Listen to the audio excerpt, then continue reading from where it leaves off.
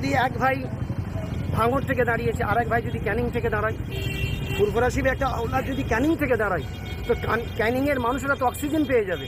কাশেম সিদ্দিকী বলুন বা যে কেউ রামশ্যাম যদু মধু বলুন, তারা প্রত্যেকে তাদের গণতান্ত্রিক অধিকার আছে ভোটে দাঁড়াবার, ভোটে লড়ার, এবং কোন দলের হয়ে ভোটে লড়বে না লড়বে সেটা তার নিজস্ব ব্যক্তিগত স্বাধীনতা বা ব্যক্তিগত বিষয়। এবং একই সঙ্গে আইএসএফ বলে একটি রাজনৈতিক দল, ইন্ডিয়ান সেকুলার ফ্রন্ট, তার যিনি চেয়ারম্যান আছেন নওশাদ সিদ্দিকী, তারা ঠিক করবেন যে তার দলের প্রার্থী কাকে করবেন এবং কোথায় করবেন। কাশেম সিদ্দিকীকে ভাঙড়ে দেবেন, তিনি যাবেন ক্যানিং পূর্বে শওকত মোল্লার বিরুদ্ধে লড়তে, নাকি তিনি যেখানে ছিলেন নওশাদ সিদ্দিকী তিনি ভাঙড়েই লড়বেন আবার পুনরায়, এবং কাশেম সিদ্দিকী ক্যানিং পূর্বে দেবেন, নাকি আমডাঙ্গায় দেবেন, না অন্য কোথাও দেবেন, সেটা সম্পূর্ণটাই হচ্ছে আইএসএফের একটি রাজনৈতিক দল, তাদের একটা রাজ্য কমিটি আছে, তারা ঠিক করবে কাকে কোথায় প্রার্থী করবে বা না করবে। সেখানে আমার কোনো মন্তব্য বা কথা বলার জায়গা নেই। তবে এটুকু বলবো যে রাজনীতি বিমুক্ত কিছু হয় না, অরাজনৈতিক বলে কিছু হয় না। মানুষের জন্ম থেকে মৃত্যু পর্যন্ত জীবনের প্রত্যেকটা মুহূর্তকে নিয়ন্ত্রণ করে পলিটিক্স। সেই পলিটিক্সকে যদি আমি বাইপাস করে বা পলিটিক্স থেকে যদি মুখ ঘুরিয়ে থেকে আমি মনে করি আমি ভালো থাকবো, আমার পরিবার, আমার সমাজ ভালো থাকবে, তাহলে কিন্তু তারা ভুল করে। ফলে পলিটিক্সে অবশ্যই বেশি বেশি করে ভালো মানুষ, সৎ মানুষ, যারা মানুষের জন্য কাজ করতে চায় তাদের পলিটিক্সে আসা উচিত। মানুষের জন্য কাজ করার জন্য পলিটিক্সে আসা এবং প্রশাসনের অংশ বা আইনসভায় পৌঁছানো খুব দরকার ভালো মানুষদের, এটুকু আমি বিশ্বাস করি এবং মনে করি। রাজ্য রাজনীতিতে বিভিন্ন শ্রেণীর মানুষ আছে, তারা রাজনীতি করছে, কেউ বিধায়ক, কেউ এমএলএ, কেউ মন্ত্রী, আবারও বহুত দুর্নীতি। সেই জায়গায় নওশাদ সিদ্দিকী ফুরফুরা শরীফ থেকে এসে প্রথমবারেই কিন্তু তিনি সফল হয়েছে, ভাঙড় থেকে জিতেছেন। ইতিমধ্যেই আমরা খবর পাচ্ছি কাশেম সিদ্দিকী সহ সাফির সিদ্দিকী ভাই সাহেব সহ আরও বেশ কয়েকজন ভাইজান তারা কিন্তু রাজনীতি করার জন্য প্রস্তুত রয়েছে। এটাকে আপনি কেমনভাবে দেখছেন? না, এই একই প্রশ্নটা একই উত্তর, যে ব্যাপারটা হচ্ছে রাজনীতি সবাই করতে পারেন এবং কোন রাজনীতি করবে সেটাও তাই। বর্তমানে যে কালিমালিন তো রাজনীতি, সেই জায়গায় হ্যাঁ কি কতটা সুবিধা? অবশ্যই, যে এখন রাজনীতি মানে হচ্ছে মনে করা হয়, সাধারণ মানুষ মনে করে, যে বিশ্বাস করে রাজনীতি হচ্ছে দুর্নীতিবাজদের আখড়াখানা, চোর গুন্ডা তেঁদড় বাঁদর খুনি বদমাস তারা সব রাজনীতির ময়দানে ভিড় করে ফেলেছে। তাই রাজনীতি যেটা নীতির রাজা সেটাকে আজকের কলুষিত প্রায়। ফলে মানুষ এই রাজনীতি করার একটা ঘেন্নার চোখে দেখে।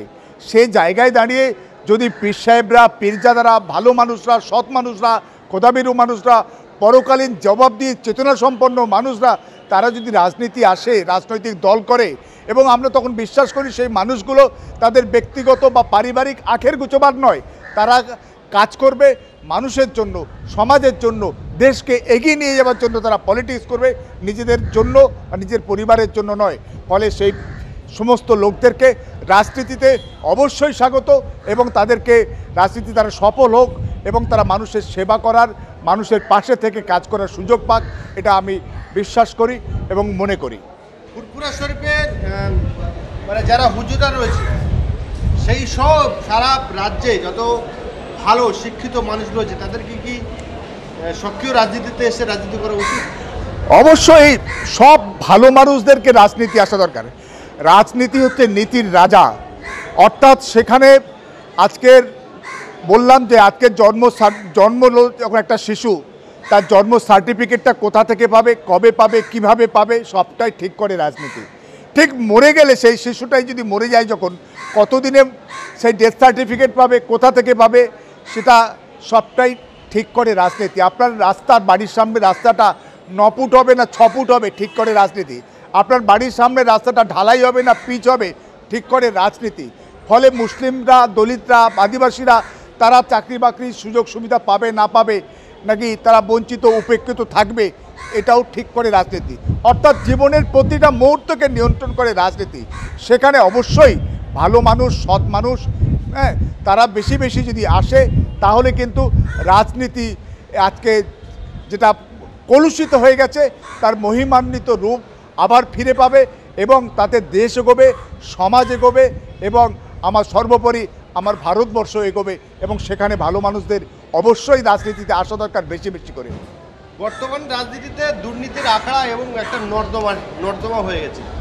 সেই জায়গায় ভালো মানুষগুলো এসে শেষ জামানায় আমি মুসলিম ধর্মাবলম্বী মানুষ, বিশ্বাস করি, মুসলিম ধর্মের প্রতি বিশ্বাস করি, সেই জায়গায় সুন্দর পরিবেশ ফিরে আসার সম্ভাবনা কতটা দেখছেন? দেখুন, আমি একজন মুসলিম হিসাবে বিশ্বাস করি যে আমার নবী করিম সাল্লাল্লাহু আলাইহি সাল্লাম তিনি 23 বছরের নবুয়তি জীবনের মধ্য দিয়ে রাষ্ট্র ব্যবস্থাকে কবজা করেছিলেন।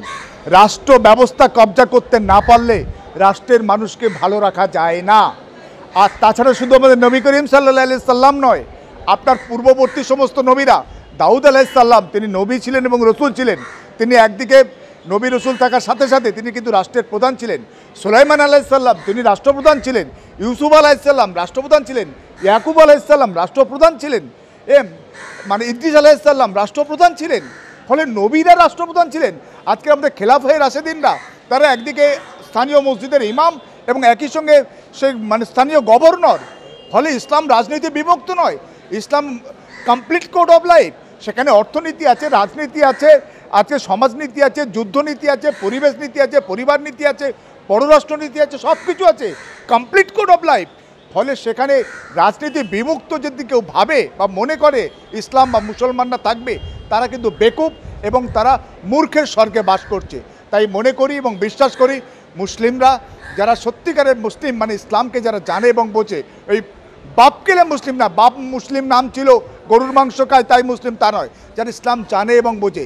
ইসলাম আসলে মুসলিম সেই তো যে ব্যাপারটা হচ্ছে ইসলামের যে সুনির্দিষ্ট নীতিমালাকে গ্রহণ করেছে এবং পালন করে, সেই কিন্তু প্রকৃত অর্থে মুসলিম। সেই মুসলিম বা প্রত্যেকটা মুমিন মুসলমানকে তাদের কিন্তু রাজনীতি করা দরকার। কিন্তু কোন রাজনীতি? আজকে যেভাবে রাজনীতি চলছে সেই রাজনীতি না। আসলে স্রোতে ভাসে কোনগুলো? স্রোতে ভাসে মরা, আবর্জনা, খড়কুটো, তারাই স্রোতে ভাসে। স্রোতের বিপরীতেই তো প্রকৃত জীবন।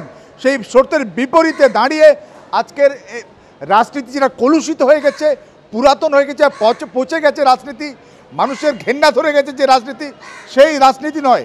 আজকের রাজনীতির যেটা প্রকৃত মহিমান্বিত রূপ হওয়া দরকার, নীতির রাজা, সেই রাজনীতি সমাজের বুকে, রাষ্ট্রের বুকে প্রতিষ্ঠা দেওয়ার জন্য আজকের শিক্ষিত মানুষ, সচেতন মানুষ, ভালো মানুষ, সৎ মানুষ তাদেরকে এগিয়ে আসতে হবে এবং রাজনীতির যে সত্যিকারের মহিমান্বিত রূপকে সমাজের বুকে প্রতিষ্ঠা দিতে হবে। তাতে কি হবে? তাতে সমাজ বাঁচবে, সমাজের মানুষ ভালো থাকবে, সেখানে হিংসা হানাহানি সেখানে থাকবে না, অনেক কমে যাবে এবং সত্যিকারের মানুষ তাদের উন্নয়ন পাবে, আমাদের সমাজ এগোবে, দেশ এগোবে। সেই রাজনীতিতে অবশ্যই সব ভালো মানুষদের আমরা আহ্বান জানাচ্ছি এবং তারা আসুক এবং আমরাও সবাই আসুন একসঙ্গে আমরা সেই পলিটিক্স করি মানুষের জন্য, মানবতাকে সবার ঊর্ধ্বে স্থান দেওয়ার জন্য। এবং সেখানে তিনটে জিনিস কিন্তু খুব গুরুত্বপূর্ণ মনে রাখতে হবে যারা রাজনীতি করতে চায়। একটা হচ্ছে কালেকটিভ লিডারশিপ, আমি এবং আমরা কয়েকজন যা বলবো বা যা করব তাই হবে না, কালেকটিভ লিডারশিপ থাকতে হবে এবং থাকতে হবে ট্রান্সপারেন্সি, স্বচ্ছতা। সেখানে আমরা দুজন তিনজন সব কিছুর হিসেব নিকেশ রাখবো, সব কিছু ঠিক করব এবং বাকিগুলো বাকিদের ওপর চাপিয়ে দেব।